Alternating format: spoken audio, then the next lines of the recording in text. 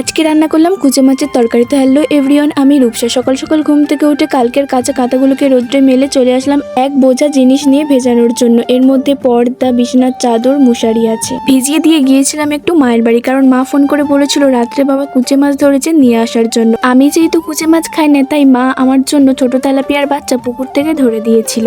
অনেকেই হয়তো ভাবছো কুচে মাছটা আবার কি। এটা পুকুর বা খালের পাড়ের ধারে গর্ত করে থাকে, ওখান দিয়ে বড়শি দিয়ে ধরতে হয়। দেখতে অনেকটা কিন্তু সাপের মতো, এজন্য কিন্তু অনেকেই এই মাছটা খায় না, আর আমিও তার মধ্যে পড়ি। আমিও কিন্তু এই মাছটা খাই না। তাই কুচে মাছ রান্নার আগেই আমার জন্য তেলাপিয়া মাছের ঝালটা করে নিয়েছি। তারপর কুচে মাছের তরকারিটা চাপাচ্ছি। আমার বর কিন্তু কুচে মাছের তরকারি খেতে ভীষণ পছন্দ করে। অনেকেই পছন্দ করে, আবার অনেকেই পছন্দ করে না। আবার কেউ কেউ হয়তো কমেন্ট করতে পারে যে এই মাছ আবার কে খায়। গ্রামের দিকে বেশিরভাগ লোকই কিন্তু এই মাছ খায়, আর শহরেতেও কিন্তু এই মাছ বিক্রি করা হয়। কুচে মাছ খেলে নাকি শরীরে রক্ত হয়। তোমরা কারা কারা এই মাছকে চেনো আর খেতে ভালোবাসো অবশ্যই কমেন্ট করে জানিয়ে যেও। এদিকে দেখো আমার তরকারিটা প্রায় হয়ে এসেছে। আজকে আমার ভিডিওটা এইটুকুই। তোমাদের ভালো লাগলে অবশ্যই সাবস্ক্রাইব করে পাশে থেকো। Tata, by.